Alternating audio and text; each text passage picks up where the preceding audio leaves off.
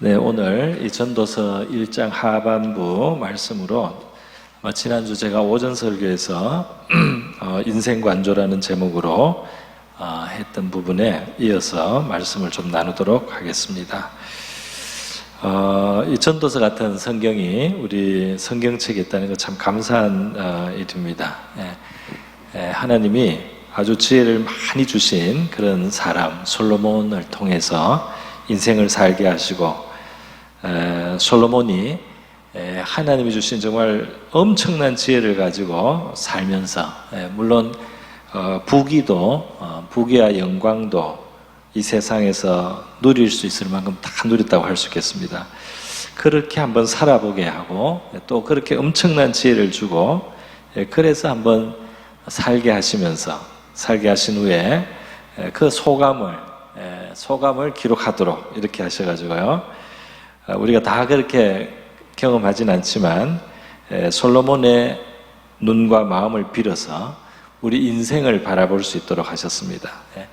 그래서 이 솔로몬의 그 눈으로 하나님이 보게 하시고 또 진술하게 한 우리 인생의 어떤 실상이라고 해야 되겠고요. 또 세계의 모습이라고 할 수 있겠는데, 그것을 통해서 우리가 이 세상을 이제 바라보는 신앙적인 관점을 상당히 얻는다고 하겠습니다. 물론 이 솔로몬의 전도서의 이 진리의 진술에는 이 마지막 눈동자가 빠져 있습니다. 바로 이 눈동자가 무엇인지 여러분은 신약 성경에서 우리가 이제 발견하게 되는데요. 그러나 그 눈동자에 해당되는 바로 그 주인공이 오기 전까지 이 세계가 어떠한 세계냐, 그리고 이 세계에서 살면서 우리가 경험하는 것이라는 것이 무엇인가 하는 것을 진술을 했던 것입니다. 오늘 이 말씀 본문에는 솔로몬이 특별히 지혜에 대한 언급을 여러 번 했습니다. 그러니까 아주 놀라운 지혜를 하나님께 받은 사람으로서, 또 지혜뿐 아니라 지식도 같이 있는 거죠. 지혜와 지식을 엄청나게 가진 사람으로서 이 세상을 바라보면서 느낀 점입니다. 그래서 지혜와 지식에 말하자면 통달한 사람, 이 세상의 많은 것들을 정말 통달하고 아는 사람이 이제 보는 그 세계를 우리가 한번 솔로몬을 통해서 같이 보도록 하겠습니다. 보기 전에 솔로몬의 지혜가 어떤 지혜였는가 하는 것이 열왕기상 4장과 10장에 나와 있는데요. 그 본문을 아마 PPT가 준비를 했을 겁니다. 열왕기상 4장 또 10장의 그 부분을 한번 우리 보도록 하겠습니다. 네, 먼저 이거는 4장의 29절부터 말씀인데, 제가 한번 기니까 교대를 한번 읽어볼까요? 저와 여러분이 교대를 읽겠습니다. 하나님이 솔로몬에게 지혜와 총명을 심히 많이 주시고 또 넓은 마음을 주시되 바닷가에 모래같이 하시니,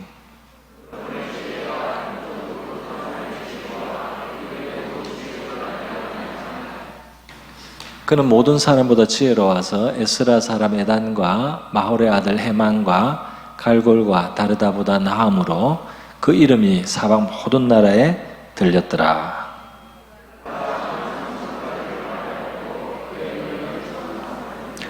그가 또 초목에 대하여 말하되 레바논의 백향목으로부터 담에 나는 우슬초까지 하고, 또 짐승과 새와 기어다니는 것과 물고기에 대하여 말하니라. 그의 지혜 소문을 들은 천하 모든 왕들이 보낸 자들이더라. 이 사장의 지혜와 지식이 아주 많아서 그 당시에 유명한 지식인들, 또 박사들, 지혜자들보다도 월등히 솔로몬이 나았다. 그래서 그런 인생의 지혜의 말씀들, 잠언 같은 책들을 3,000개, 그러니까 우리 지금 구약 성경에 있는 이 잠언보다 더 큰 것도 있다는 겁니다. 그런 것도 있었고, 노래도 여러 가지 사상과 이 세상에 대한 관찰이 들어가 있겠죠. 그런 게 있고, 인간을 아는 겁니다. 그리고 33절에 초목, 우슬초, 백향목에서 우슬초까지 짐승새 기어다니는 것, 물고기, 그러니까 모르는 게 이 세상에 모르는 게 없다는 그런 말씀. 그래서 그 지혜를 들으려고 천하에서 왕들이 사람을 보내고 또 직접 왕들이 오기도 했는데요. 이제 그 온 사람 중에 스바 여왕이 있는데 아프리카 저 중부에 있는 시바에서 솔로몬을 만나러 왔단 말이죠. 열왕기상 10장의 내용인데요. 이것도 같이 한번 보겠습니다. 열왕기상 10장 1절에서 9절 내용인데 또 교독합니다. 스바 여왕이 여호와의 이름으로 말미암아 솔로몬의 명성을 듣고 와서 어려운 문제로 그를 시험하고자 하여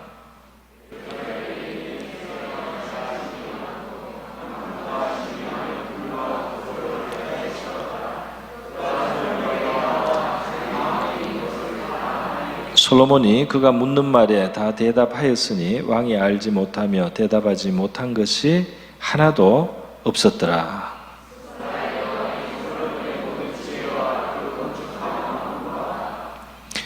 그 상의 식물과 그의 신하들의 좌석과 그의 시종들이 시립한 것과 그들의 관복과 술관원들과 여호와의 성전에 올라가는 층계를 보고 크게 감동되어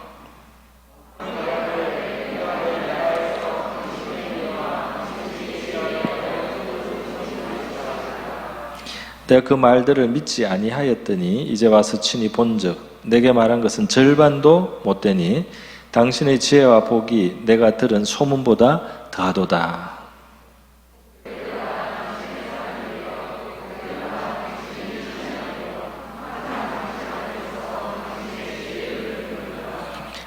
당신의 하나님 여호와를 송축할지로다. 여호와께서 당신을 기뻐하사 이스라엘 왕위에 올리셨고 여호와께서 영원히 이스라엘을 사랑하심으로 당신을 새 왕으로 삼아 정의와 공의를 행하게 하셨도다 하고 이렇게 됩니다. 그러니까 이 왕들이 사람들을 보내서 솔로몬의 지혜를 듣다가 이제 더 호기심이 많은 사람들은 직접 왔어요. 스바 여왕이 왔는데 어려운 문제를 가지고 왔습니다. 그러니까 이게 인생의 수수께끼인지 또 어떤 지식인지 우리는 알 수는 없지만 여왕이 생각할 때 제일 어려워서 대답할 수 없는 문제들을 가지고 왔어요. 그런데 솔로몬에게 나와서 그 있는 것을 다 말을 했더니 3절에 하면 묻는 말에 다 대답하였다. 왕이 알지 못하여 대답하지 못한 것이 하나도 없었더라. 그러니까 뭘 물어도 대답을 할 수 있단 말이죠. 솔로몬이. 그런데 이 솔로몬의 지혜는 단순히 말로만 하는 지혜가 아니고 그것이 이스라엘이라는 국가의 실현이 되었습니다. 그 지혜를 따라 그 나라를 운영을 했다 이 말이에요. 그 나라를 만들어 나가고 조직하고 그 나라의 어떤 인프라나 또 어떤 조직이나 모든 어떤 제도나 이런 거를 그 엄청난 지혜를 가지고 만들었어요. 그래서 그 음식에서부터 신하들의 좌석, 관복, 그 장식, 이 성전에 무슨 청계까지 하다못해 그 하나하나를 볼 때마다 그게 얼마나 그게 지혜롭게, 얼마나 그게 참 잘 돼 있는지 여왕이 감탄했어요. 그래서 내가 우리 스바에서 들을 때 너무 당신 대단하다고 했지만 그 소문이 너무 허황하게 들렸단 말이에요. 허황하게 들려서 믿지 않았다 그랬어요. 너무 허황해서. 그런데 와서 보니까 내한테 허황하다고 들릴 만큼 그런 이야기도 사실이 실제로 와서 보니까 그거의 절반도 안 된다. 이 실제 절반도 안 된다. 그러니까 그 실제가 어느 정도 뛰어난 것인지 이제 이렇게 간접적으로 표현이 됐습니다. 우리도 직접 안 봐서 솔로몬의 그 지혜가 구현된 왕궁이나 성전이나 그 제도나 조직이나 질서나 이런 것들을 우리가 지금 알 수는 없지만 너무너무 대단했다. 무엇보다도 스바 여왕이 그냥 왔겠습니까? 가장 지혜로운 사람에게 정말 좀 대답할 수 없는 그런 어려운 질문을 가지고 나왔는데 솔로몬 앞에 꺼내자마자 그게 술술 다 그냥 풀려버렸어요. 다 설명이 다 돼버렸어요. 그래서 그런 것부터 해서 그런 놀랐습니다. 바로 이런 솔로몬을 통해서 하나님께서 우리 인생에 지금 우리 인생을 관찰하고 그걸 조망하면서 그 이제 설명을 하고 인생에 대한 어떤 평이라고 할까요? 그것을 주고 있다는 것입니다. 그래서 오늘 12절부터 18절에 보면 지혜라는 말, 지식이라는 말이 많이 나오고요. 그거와 관련된 말도 많이 나옵니다. 13절에 보면 마음을 다하여 지혜를 썼다고 되어 있죠. 그리고 모든 일을 연구하였다 그렇게 되어 있습니다. 또 살폈다 그렇게 되어 있어요. 그리고 또 14절에 모든 일을 보았노라. 내가 모든 일을 관찰해 봤다는 겁니다.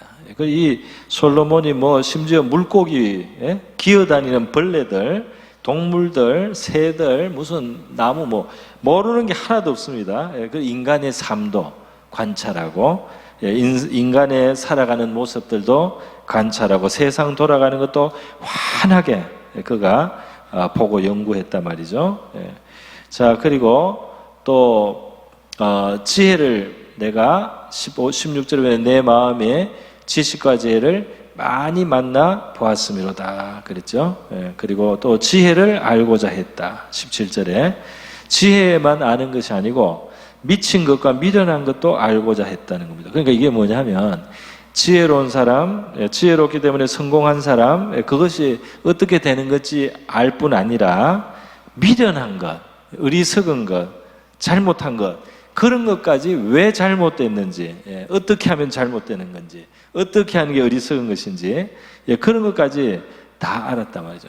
그러니까 이게 그냥 지혜만 아는 것이 아니고 미친 것과 미련한 것이 알았다는 말은 더 속속이 완전히 다 알았다는 그런 뜻이 되겠습니다. 또 지혜가 많다, 지식을 더한다는 말이 18절에 나와 있습니다. 자, 이렇게 솔로몬이 엄청난 통달한 지혜로 지식으로 인간의 삶을 봤는데요. 거기서 관찰해서 얻은 결론이 있습니다. 우리 인생은 어떤 것이냐? 첫 번째로 수고로운 것이다 그랬어요. 인생은 수고롭다. 그래서 그게 13절에 마음 다하고 지혜를 써서 하늘 아래 행하는 것을 연구해서 살폈다 그랬더니 괴로운 것인데, 괴롭다는 표현도 있습니다. 하나님이 인생에게 주사 수고하게 하신 것이다. 수고하니까 괴롭죠. 괴로움과 수고는 그 인생이라고 하는 것 속에 수고와 괴로움이 없을 수 없다는 것을 그가 이제 발견했습니다. 우리가 수고나 괴로움을 좀 벗어나고 싶고, 그래서 조금씩 맛보면 살긴 하지만 인생에는 근본적인 수고를 피할 길이 없다는 것이죠. 제가 예전에 듣고 참 웃기도 하고 재밌기도 하고 또 좀 예리하다고 느꼈던 표현이 하나 있는데, 그게 뭐냐면 백수과로사라는 말입니다. 여러분 들어보셨어요? 백수과로사. 그러니까 어떤 분들이 그러더라고요. 자기가 이제 은퇴를 했다, 혹은 무슨 이제 휴직을 했다, 이렇게 했는데, 더 바쁘다는 거예요. 요즘 한가냐고 물으면 더 바쁘다. 여기저기서 부탁하고 일이 자기한테 돌아와가지고 이런다. 물론 이게 전체를 다 말할 수는 이건 아니겠지만, 이 세상에 살아가는 우리가 환경을 좀 덜 수고하려고 노력하고 덜 수고할 수 있도록 좀 잘 이렇게 만들어 보려고 하지만, 그런 과정에서도 역시 수고를 완전히 벗어날 수 있는 인생은 없는 것 같습니다. 그리고 또 많은 수고가 헛된 면도 있다. 헛되기도 하다는 것이죠. 수고는 많이 하지만 그 수고를 하고 인생을 다 바치고 이렇게 살지만 그 속에서 역시 또 허무함이 있는, 허무함을 맛보게 되는 것이 우리 인생이다 그랬어요.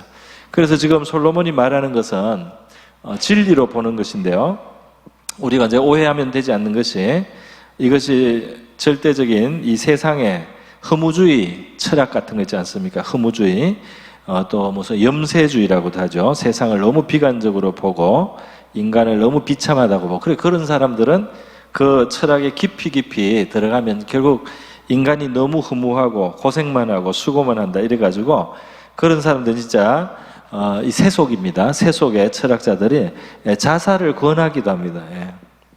그만큼 허무하다는 거예요.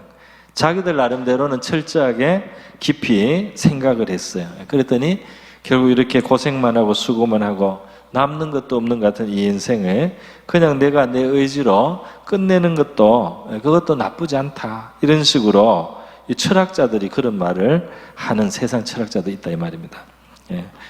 어쨌든 여러분, 그게 성경적인 결론은 아닙니다. 그러나 그렇게 깊이 인생을 통찰해 봤을 때 그만큼 허무함이 있다.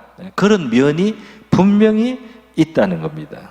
분명히 그런 면이 있어요. 이렇게 수고하고 애쓰고 그렇게 고생하고 그러면서도 남는 것이 없는 것 같은 그것이 우리 인생에 분명히 그런 면이 있다는 겁니다. 그러니까 이 허무주의 같은 사상에 바보들이 만든 건 아닙니다. 굉장히 깊이 생각을 한 거예요. 그러나 그게 최종적인 결론이 아니어서 다행입니다. 할렐루야. 허무한 것도 맞아요. 그러나 그게 최종 결론이 아니단 말이죠. 우리 전도서는 이게 최종이라고 지금 말하는 게 아니에요. 복음이 들어오는 배경입니다. 할렐루야. 여기에 예수 그리스도가 필요한 세계를 보여준다 이 말이에요. 여기 하나님의 영원한 아들이 들어와야 되는, 하늘과 땅을 이어주시는 그분이 있어야 되는 그 이유가 되는 배경이 된다 이 말입니다. 그 허무한 세계는 맞기는 맞단 말이에요. 너무 모든 사람들이 바빠서 이 허무한 것을 잊고 산단 말이에요. 바빠서. 또 잠깐의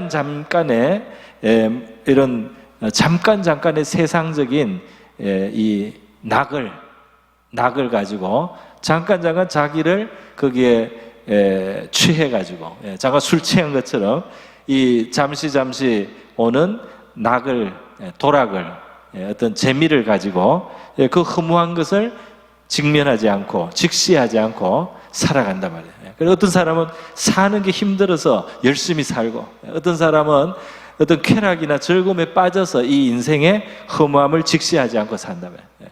그런데 이제 열심히 살다가 딱 모든 걸 갖추고 난 다음에 어떤 사람은 허무함을 느끼기도 하죠. 그렇습니다. 자, 여러분, 이렇게 이 세상이 수고롭고도 허무하게 된 근본 이유를 우리는 사실 성경에서 이미 배우고 있습니다. 보고 있습니다. 뭐냐 하면 이 사람이 수고하고 살도록 돼서 타락한 이후에 타락이 오고 기쁨만 있었던 에덴에서 기쁨과 보람만 있었던 에덴에서 타락이 들어오니까 인간의 삶은 수고의 짐이 들어왔습니다. 그러니까 이렇게 허무하고 괴로운 인생의 깊은 뿌리에 죄가 있다 이 말이에요. 인간이 타락하고 죄인이 된 그 연고로 인생은 이렇게 됐다는 겁니다. 우리 창세기에 보면 타락한 세계에 여러 가지 어려움이 납니다. 가시와 은근키가 땅에서 나게 된다 말이죠. 그러니까 이 환경이 편안한 환경이 되지 않는다. 가시와 은근키라고 하는 것은 실제로 이제 이 흙에서 나는 가시와 은근키뿐 아니라 그것이 상징성으로 가지고 있는 우리의 모든 삶이 만만하지가 않게 됐습니다. 그 가시 찌르는 것들이 있습니다. 흙에서만 찌르는 게 아니고 이 부족하고 죄인된 인간, 이기적이 되고 부패하고 악화해진 인간들의 마음에도 가시와 은근키가 자라나는 거예요. 서로를 찌른단 말이에요. 그 관계를 잘 갖기 위해서 얼마나 수고를 해야 되는지 모릅니다. 밭을 일구고 풀을 뽑아내고 은근히 찔려가면서 그걸 뜯어내야지 거기에 농사를 지을 수가 있어요. 사람도 참아줘야 되고, 기다려줘야 되고, 설득해야 되고, 사랑으로 대해야 되고, 참기도 하고, 넘어가주기도 하고, 그렇게 해서 이 가시와 은근키를 걷어가야지 사람 사이의 관계가 유지가 되고 유익한 농사를 지을 수가 있지 않습니까? 세상이 수고롭게 되었다 이 말입니다. 천사가 아니에요. 세상도 천국이 아니에요. 에덴이 아니에요. 그러니까 수고롭게 되었다 이 말입니다. 그 자녀를 얻고 생명을 얻는 것은 얼마나 아름답고 또 기쁜 일이에요. 그러나 잉태하는 고통이 여자에게 따랐다 하지 않습니까? 그러니까 이 한 생명을 갖고 그 생명을 기르고 자라게 하고 이런데 그 수고와 애씀이 많습니다. 남자들은 머리에 이 이마에 땀을 흘려야 산다 그랬어요. 그래서 이 이마에 땀을 흘려야 사는데 이제 세상이 발달하고 또 편안하게 혹시 살 수 있는 이제 여건을 확보한 경우도 있습니다. 남들이 어려운 일은 하고 자기는 어려운 일을 안 해도 되는. 그런데 문제는 땀을 안 흘리면 건강에 나쁘죠. 제가 땀을 흘려야 돼요. 땀을 안 흘리면 병이 듭니다. 땀을 안 흘리면 병이 납니다. 그래서 어려운 일은 안 하더라도 운동을 따로 해가지고라도 땀을 흘려야지 건강이 유지되게 돼 있어요. 그래서 헬스장에 가서 역기라도 들어가지고 땀을 흘려야 건강해서 그만큼 누릴 수가 있지, 삶을. 땀 안 흘리고 살 길이 없단 말이에요. 그렇게 되었습니다. 그래서 이 세상은 수고롭고 힘듭니다. 그런데 여러분, 수고하면서도 헛되다. 수고를 많이 하면서도 헛된 것이 성경에는 학개서에 나와요. 학개서에 하나님을 앞세우지 않고 인간이 자기의 사욕을 쫓아 사는 하나님의 백성이, 이제 하나님의 백성의 경우이긴 합니다. 수고해도 그 모든 수고가 헛수고가 될 것이다, 이런 말씀이 학개서에 있습니다. 그래서 전대 구멍이 나서 넣어도 다 새고, 그리고 많이 뿌려도 많이 수고해도 많이 거두지 못하고, 심지어 먹어도 배가 안 부르고, 이렇게 채워지지 않는 그 허함이 이 삶에 있단 말이죠. 그것은 하나님 앞에 바로 서 있지 않은 인간이 가지고 있는 근본적인 문제라는 겁니다. 인간은 이 하나님하고 바로 되지 않으면 근본적으로 그 수고가 헛된 존재가 된다, 이 말이에요.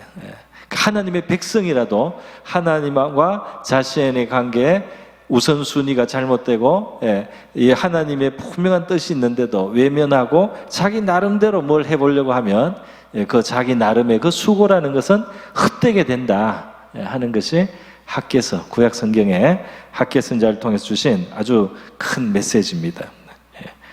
그래서 여러분, 이렇게 이 세상의 수고와 헛됨이라는 진실을 봅니다.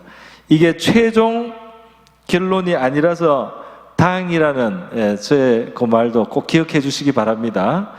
오늘 허무한 마음으로 가시지 말고요, 허무할 뻔했다 이렇게 생각하시고, 이렇게 허무할 수 있는 세계에 이것이 허무하지 않게 될 수 있도록 해주시는 우리의 구원자가 오신 것을 우리가 기뻐해야 되겠습니다.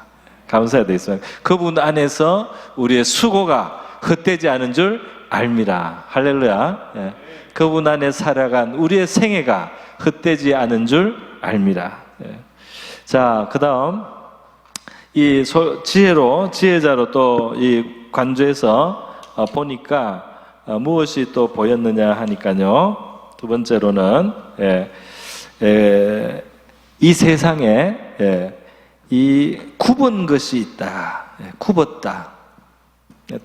굽었다라는 표현이 나오죠. 그게 15절입니다. 구부러진 것도 곱게 할 수 없고 모자란 것도 셀 수 없다. 굽었는데 곱게 할 수가 없다, 이렇게 되어 있습니다. 곱게 못한다, 또 모자란다 이랬습니다. 모자람. 자, 이게 뭡니까? 이 세상이 말이죠, 이상적이지가 않아요. 이상적이지가 않아요. 이게 더 좋은 건데, 이렇게 돼야 되는데, 이렇게 우리가 생각을 합니다. 마땅히 공의가 흐르는, 모든 것에 악이 없고, 모든 것에 정말 평화가 있고, 모든 것에 정말 정직하고 정의롭고 바르고 선하고 착하고, 서로에게 유익하고 행복하고, 이 좋은 것들을 우리가 마음으로는 알고 속으로 바라기도 하지만, 사실 이 세상에는 정의롭지 않은 것도 많고, 그리고 선하지 않은 것도 많고, 평화가 깨어진 것이 너무 많고 말이죠. 처처에 굽은 것이 가득하다, 이 말이에요. 이상적이지가 않다는 것입니다. 사실 지금도 이 세상은 말이죠, 이 똑똑한 사람들이, 어떤 사람들이 주장합니다. 지금 이게 정상이 아니다, 이게 미쳤다 그래요. 왜냐하면 지금 이 세상에 전쟁할 무기 다 없애고, 전쟁에 쓰는 그런 돈 같은 거 다 전쟁 다 같이 안 하기로 하고, 그냥 다 같이 평화롭게 살기로 하고, 그걸로 먹을 거 만들고 또 구제할 거 만들면 이 세상이 지금도 다 잘 살 수 있다는 거예요. 이 굶어 죽을 사람 하나도 없이 할 수 있다. 지금도 이 세상이 가지고 있는 자원이나 이 세상에서 우리가 소유하고 있는 것들을 잘만 정말 제대로 이렇게 한다면 핵무기도 필요 없이 그냥 다 없애고 그런 거 할 거 돈으로 그냥 없는 사람 먹게 해주고 교육해주고 뭐 의료시설 갖추고 이러면 이 세상이 지금도 좋아진다는 거예요. 얼마든지 그러기도 남는다는 겁니다. 그런데 세상이 그렇게 안 되는 현실, 구부러져 있단 말이에요. 굽어 있다, 이 세상이라고 하는 게. 안 된다는 거. 그게 뻔히 알면서도 안 해요. 왜 안 되느냐 혹시 묻는다면 서로 못 믿죠. 나라들끼리 못 믿기도 하고 또 자기 나라 이익을 앞세워서 생각하다 보니까 그냥 줄 수도 없고, 그래서 차라리 바다에 쏟아 버리지 가난한 나라까지 그걸 퍼다 주지도 않습니다. 그런 경우도 있고, 뭐 무기를 서로 없애자고 해도 서로 상대방을 못 믿어도 못 없어요. 그죠? 나만 없앴다가 쳐들어오거나 공격을 하거나 이렇게 얻어맞으면 나만 죽는다. 그래서 서로 못 없앱니다. 서로 믿을 수가 없고, 그렇게 하다가 불상사가 일어나기도 하고, 평화협정을 맺었는데 뒤집어지기도 하고, 침략을 오히려 당하고, 그게 인간의 역사 아니겠습니까? 그러니까 세상이 지금 다 항상 정의를 말하고 평화를 말하지만 정의와 평화가 다 이루어지지가 않습니다. 그거는 국가 간에만 그런 것이 아니에요. 우리 서로에게도 뭐 집안에서도 가정 안에서도 자기 역할을 각자 이렇게 해주면 서로에게 좋게 하고 서로에게 만족을 주고 서로 그냥 행복하게 살면 될 것 같아도 그게 그렇게 잘 안 된다 이 말입니다. 잘 안 돼요. 지금 제가 예전에도 말씀했죠. 선진국에서 돈을 모아서 개발도상국을 개발해서 경제적으로 일으키면 또 더 무역도 서로 많이 하고 좋아서 도와주는 면도 있습니다. 실제로 도와줘도 도움이 잘 안 돼요. 왜 그러냐면 부정부패하기 때문에 그 돈이 실제 개발되는 대로 많이 못 가는 면도 있어요. 그런데 우리나라 같은 경우는 굉장히 특별합니다. 그래서 아프리카를 많이 도와줘도 못 일어나는 제일 큰 이유 중에는 부정부패가 있어요. 그런 문제가 있단 말이죠. 공산주의 이론이 얼마나 좋습니까? 능력 있는 대로 일하고 필요한 만큼 각자 쓸 수 있도록 해주는 사회. 근데 이 사회가 되려면 모든 사람들이 욕심이 없어야 됩니다. 모든 사람들이 정말 남을 위해서 살 수 있어야 돼요. 그러면 공산주의 이상이 이루어질 수 있습니다. 그런데 공산주의 사회 가면 모든 사람이 게을러져요. 열심히 노력해도 자기가 더 갖지 못합니다. 그래서 열심을 안 냅니다. 그게 사람이다 말이죠.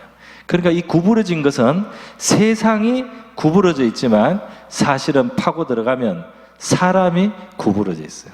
우리 마음 속에 구부러진 것이 이미 있기 때문에 이러한 인생들이 모여서 만든 이 세계가 굽은 것이 없을 수가 없다 이 말이에요.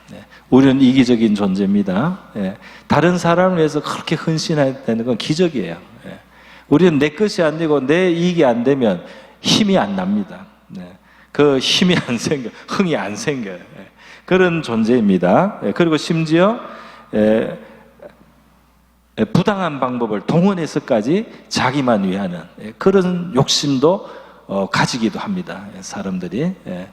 그래서 이 세상은 굽어 있단 말이죠. 그런데 문제는 바르게 할 수가 곱게 할 수가 없다. 이렇게 솔로몬이 말을 합니다. 곱게 할 수가 없다. 그러니까 이 세상을 고칠 수 없다는 것은 우리 인간을 고칠 수 없다는 거나 이제 그 같은 말이 되겠습니다. 거기에 뿌리가 있는 겁니다. 정의를 행하려고 하는 곳에도 불의가 이미 거기에 있단 말이죠. 전도서 5장 8절 뒤쪽에 나오는 부분인데요. 여기에 한번 보겠습니다. 오늘 요 굽은 것을 곱게 할 수 없다는 말씀이 거기에 또 다른 모양으로 표현이 되어 있습니다. 우리 PPT가 있을 것 같은데요. 한번 비춰주면 좋겠습니다. 전도서 5장 8절. 너는 어느 지방에서든지 빈민을 학대하는 것과 정의와 공의를 짓밟는 것을 볼지라도 그것을 이상히 여기지 말라.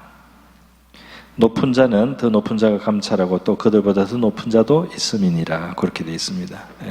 여기에 이 세상에 정의가 없고 공의가 짓밟히는 이런 것을 볼 때 너무 이상하다 생각하지 마라.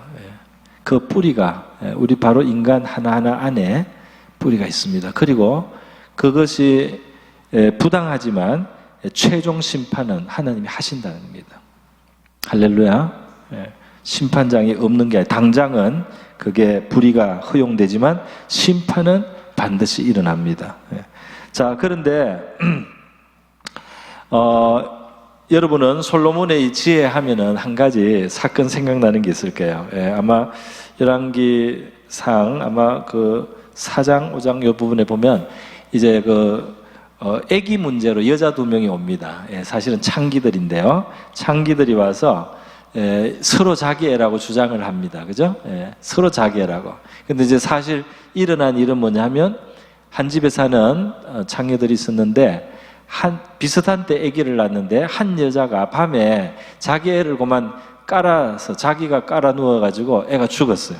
근데 아침에 일어나서 이제 애를 몰래 가서 그 옆에 있는 여자 아기하고 바꿔가지고 산 아기를 자기가 안고 죽은 아기를 그 애한테 맡겼다 이 말입니다. 그러니까 이제 아침에 일어나서 그 여자가 보고 놀랬는데 자세히 보니까 자기 애가 아니어서 보니까 자기 애가 저기 가 있는 거예요. 내놔라 했더니 여자가 안 내주고 자기 애라고 우기니까 이게 이제 왕에게까지 올라왔습니다. 재판이.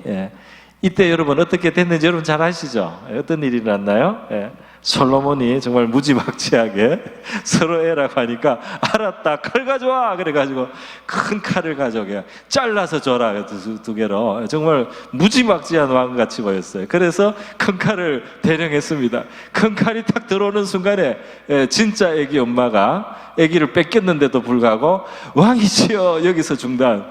됐습니다. 그냥 두세요. 자르지 마세요. 필요 없습니다. 줘버리세요. 이렇게 자기 애라 살리려고. 그랬더니 자기 애가 아닌 여자는 뭡니까? 아니 잘라주세요. 그랬어요. 그러니까 얼마나 악해요. 어쨌든 그러니까 이게 뭡니까 여러분? 그 순간에 인간을 아는, 모성애를 아는 솔로몬이 그것을 활용해 가지고 진짜 엄마가 누군지를 대번에 드러나도록 했다 이 말입니다. 어떻게 하면 엄마를 드러나게 할 수 있는지 솔로몬은 알았다 이 말이에요. 무식하게 보이지만 얼마나 생각이 정교하고 얼마나 인간을 아는 지식이 그 안에 살아 있습니까? 그죠? 그 지식을 바로 응용해 가지고 문제를 해결하잖아요. 그게 솔로몬입니다. 할렐루야. 하나님이 준 지혜죠. 자, 그런데 문제는 뭐냐? 그렇게 지혜롭고 훌륭한 솔로몬, 인간의 본성을 꿰뚫어 보는 겁니다. 또 그런 것을 적용하고 응용해서 실질을 만들어 나갈 수 있는 사람이에요. 그죠? 그런데 그런 사람이 왕으로 있는 나라에 문제는 해결했지만 창녀가 있다는 사실입니다. 그런 나라에 하나님의 율법에서 안 맞는 창녀가 존재해서 매춘이 이루어지고 있는 이 인생의 현실은 그 왕이 해결할 생각도 못하는 거예요. 손을 못 댑니다. 그거를 해결할 방법이 없다 이 말입니다. 없는 것이 더 도덕적으로 완전하다고 생각은 들지만 다 이스라엘의 여자들은 정상적으로 시집가서 자식 놓고 한 남편의 부인이 돼서 사는 게 제일 건전하고 좋은 삶인지는 알지만 이 세상이 굴러가고 살아가다 보니까 몸을 팔아서 사는 창녀가 존재하는 이것은 솔로몬 왕도 해결할 수가 없는 문제였단 말이에요. 그래서 이 굽은 것은 다 곱게 할 수가 없는 세계에 우리가 살고 있단 말이에요. 할 수 있으면 구출도 해주고 생활을 개선할 수 있도록 할 수 있는 범위 안에서는 할 수 있지만 그러나 이 문제를 완전히 해결이 안 된다는 겁니다. 자, 그래서요 이렇게 이 세상이라는 것은 그러므로 이 세상의 불완전함, 바로 사회의 불완전함, 그 속에 인간의 불완전함, 이런 것들이 깊이 있어서 이 세상에 해결되지 않는 문제들이 있을 수밖에 없다는 이것을 그는 보았다는 겁니다. 굽은 것을 곱게 할 수 없고 모자라는 것이 너무너무 많다. 그러한 지혜를 가지고 최고의 영화로운 영광의 나라를 만들었다는 솔로몬에게도 굽은 것이 너무 많다는 것을 인정한다는 것입니다. 예. 그렇기 때문에 우리 지난 시간에 마태복음 22장 할 때 가이사의 것은 가이사에게 이런 예수님 말씀 있지 않습니까? 예. 외국에 힘세다고 와서 지배자가 와서 그 이스라엘 다스리는 거 부당하죠. 예, 부당하고, 네. 각 나라가 주권을 가지고, 예, 그렇게 살면 더 좋은 것 같죠. 그러나 이 세상이 그렇게 되냐 말이에요. 예, 이 세상이 그렇게 굴러갈 수 있느냐. 예. 그래서 현실적으로 가이사가 지배하고 통치하는 세계, 가이사의 화상이 찍힌 화폐를 쓸 수밖에 없는 상황에 와서 그때 와서 이거 세금을 내야 됩니까? 안 내야 됩니까? 이런 이야기를 하는 것은 현실하고 안 맞다 이 말입니다. 예수님의 말씀이. 그래서 현실은 현실로서 받아들여야 돼. 물론 현실을 개선하지 말라, 현실을 개선하려고 노력하지 말라는 그런 말은 아닙니다. 할 수 있는 대로 해야 되겠죠. 할 수 있는 대로 바로 하고 건전하게 하고 정상적으로 만들어야 되겠지만 할 수 없는 것, 너무 지나치게 모든 것을 바르게 할 수는 없다 이 말이에요. 그거를 솔로몬은 보았습니다. 우리가 아는 대로 우리 초대교회 시대에 노예들이 있었어요. 노예들이. 그리스도인 중에도 노예였다가 예수 믿은 사람들도 있습니다. 그러나 이 그리스도 교회가 이때 바로 노예제 폐지를 위해서 운동한 건 아닙니다. 노예제 폐지는 이제 굉장히 세월이 많이 천수백 년이 지나서 이제 차차 없어졌죠. 기술이 발달하고 노예가 없어도 될 만하고 또 특별히 서구 세계에서 기독교적 가치가 또 굉장히 강하게 일어나니까 그 사회에 영향을 미쳤어요. 노예제 폐지는 목사님들이 많이 주장을 했습니다. 설교했어요. 그래서 영국에서 또 미국에서 노예제 폐지가 없어지는데 왜 오랫동안 역사의 현실이 노예제가 있을 수밖에, 이게 이상적이고 바람직하진 않지만 있을 수밖에 없는 그런 여러 가지 문제가, 뿌리 깊은 문제들이 있다. 그러나 이제 이것이 해결될 만한 때가 왔으니까 지금 이것을 해결하자 말이죠. 그래서 해결이 된 줄로 믿습니다. 할렐루야. 그런데 처음부터 상황도 되지 않는데 노예제 폐지에서 처음부터 초대교회 때부터 싸워봤자 되지도 않는 거죠. 해결할 수 있는 문제가 아닙니다. 자, 여러분, 그러나 이제 우리 성경에 보면 그 과거에 노예가 있는 시대에 그리스도인 중에 만약에 노예였다가 더 이상 노예가 아닐 수 있는, 자유자가 될 수 있는 기회가 있으면 그 기회를 살려서 사람의 종이 되지 말고 하나님의 종으로 살아가는 그 자유를 얻을 것을 성경은 말씀했어요. 이때도. 그러니까 할 수 있는 범위 안에서는 자유인이 되라는 겁니다. 그게 더 하나님을 섬기기 좋고 우리의 삶이 그렇게 되는 게 더 이상적인 건 맞아요.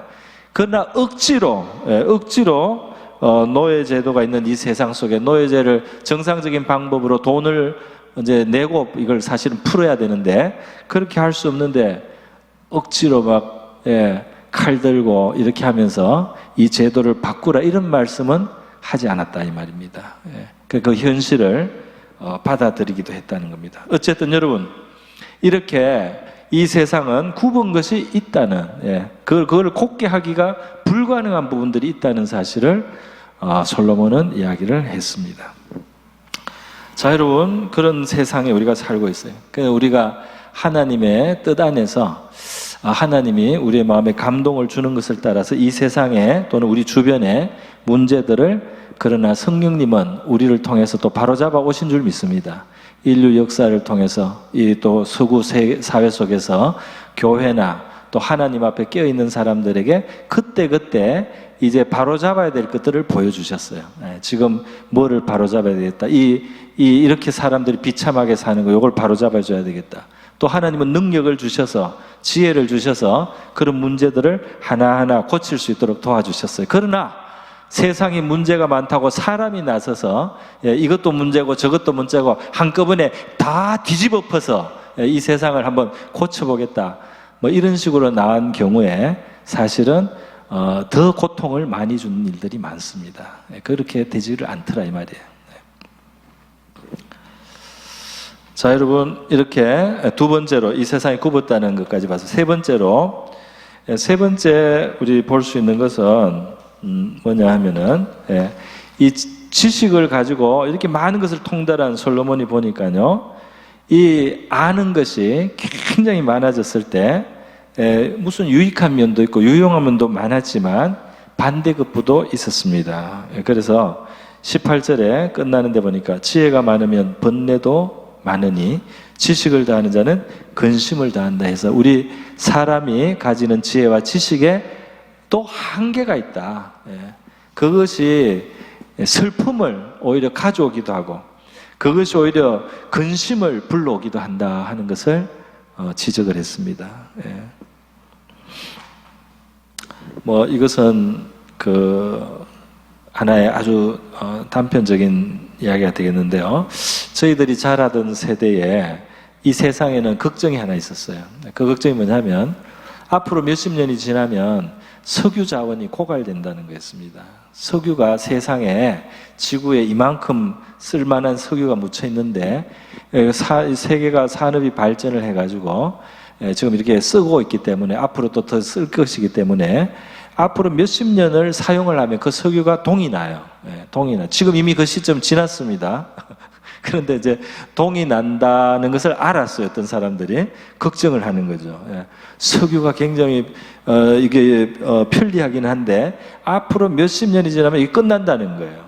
그러니까 굉장한 고민입니다. 이 전 세계 앞으로 문명이 이렇게 발달하다가 반드시 크게 이제 큰 문제, 이제 벼랑 끝에 선다는 겁니다. 그러면은 이렇게 석유를 가지고 문명을 만들어 놓고 세상을 이만큼 발전했는데 석유가 딱 나중에 없어지는 날이 오면 그때는 살 길이 없어서 큰일이다. 걱정이 생기는 거죠. 세상을 잘 알고 모든 것을 파악해 보니까 걱정거리가 생긴 거예요. 그 사람들의 지식이 그 당시로서는 맞는 지식입니다. 맞는 지식이에요. 그런데 어떻게 되었습니까? 세월이 지나서 시대가 몇십 년이 지나는 동안에 변화가 왔어요. 차이가 왔어요. 기술이 또 바뀝니다. 변화가 됐습니다. 그래서 지금도 우리가 석유를 쓰고 있는 이유는 그때 몇십 년 전에 생각할 때 더 이상 사용할 수 없는 저질 석유라고 생각한 것이 지금은 다 쓸 수 있는 석유로 바뀌었습니다. 쓸 수 있는 기술이 있어요. 그때는 이거는 쓸모없는 석유로서 쓸모가 없는 아주 저질의 어떤 물질이다 이렇게 한 것을 지금 기술로는 그걸 석유로 쓸 수 있는 석유로 바꿀 수 있는 기술이 그 사이에 나왔단 말이에요. 그래서 지금 석유가 더 쓸 게 많습니다. 옛날보다. 뿐만 아니라 그때 몰랐던 또 다른 자원들이 발견이 됐어요. 그래서 지금 사실 에너지 문제는 인류에게 에너지 문제는 상당히 지금 많이 벗어났습니다. 과거에 걱정하던 것보다 지금도 걱정할 게 없어요. 석유뿐 아니라 세일가스라는 것도 발견했어요. 미국이 요즘은 중동에 신경을 안 씁니다. 왜냐하면 자기 나라에 있는 발견된 세일가스라는 것 때문에 몇백 년 쓸 수가 있어요. 그래서 세상이 이렇게 바뀌었습니다. 그러나 옛날에는 그 아는 범위 안에서 바싹 알고는 큰 걱정거리가 있었다 이 말이에요. 그런데 알고 보니까 이렇게 표현해도 될지 모르겠습니다. 하나님이 다 대책이 있었다. 다른 대책이 다 있었어요. 하나님이. 기술도 하나님이 발전시켜주고 지혜를 주고 그리고 못 쓰던 거 쓸 수 있게 되고 새로운 거 발견되고 사람이 다 살 수 있는데 나름 똑똑한 게 염려와 근심을 주었다 이겁니다. 여러분 우리가 똑똑하고 우리가 지혜로서 다 사는 건 아니지 않겠어요? 하나님이 가장 완전한 지혜를 가지신 하나님이 돌보셔서 세상이 돌아가고 사는 줄 믿습니다. 사람이 똑똑하고 지혜로워서 온 세상을 경영하고 돌려서 사람 안에서 이 세상이 돌아가는 게 아니고 하나님의 손이 보이지 않게 받쳐주고 돌려주기 때문에 세상이 돌아가고 살아가는 것인 줄 믿습니다. 그래서 그 하나님의 절대 지식은 인간이 가질 수가 없거든요.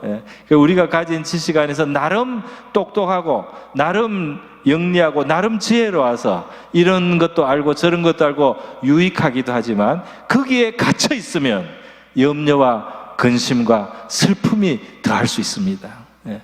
우리의 한계를 깨닫고 우리의 한계를 넘어선 하나님의 손이 세계 위에 있다는 사실을 알고 그 하나님께 맡기며 사시기를 바랍니다. 앞날의 삶을 생각했을 때 앞으로 집안에 이런 이제 부모님 연로해지시고 또 앞으로 어떻게 이렇게 되고 쓸 돈은 이렇게 나오고 계산이 도저히 안 나온단 말이죠. 하나님 앞에 나가면 하나님께서 염려하지 마라 이렇게 말씀하는데 내 계산으로는 염려를 해야 되는데 하나님은 염려하지 마라. 어떻게 될까요? 내 계산에는 염려해야 되고 하나님은 염려하지 마라. 우리가 하나님 안에서 걸어가다 보면 우리 하나님의 말씀이 진실로 나타날 줄로 믿습니다. 그래서 하나님이 세월이 지나니까 내가 생각하지 못한 이런 것이 있구나. 또 저런 것도 있고 그래서 하나님이 염려하지 말라고 하셨구나. 그렇게 되는 날이 저와 여러분에게 저는 경험되어 온 줄로 믿습니다. 그런 것들 우리가 경험하면서 살아왔다 이 말입니다. 오늘 우리 사람의 지혜로 본 우리 인생의 모습 봤습니다. 수고롭고 힘들지만 우리 주님이 계셔서 이것들이 의미를 갖게 되고 헛되지 아니하고 또 주님과 보조를 맞추어서 우리 굽은 것은 고치게 될 줄로 믿습니다. 우리의 지혜는 슬픔을 다할 수 있고 또 우리 근심을 다할 수 있지만 하나님이 온전하셔서 우리를 넘어선 지혜를 가지신 절대 지혜의 하나님이 계셔서 우리의 슬픔과 걱정을 염려를 맡길 수 있는 줄 믿습니다. 그런 하나님 앞에 우리 믿음으로 살아갈 수 있게 다 같이 감사하면서 기도하도록 하겠습니다.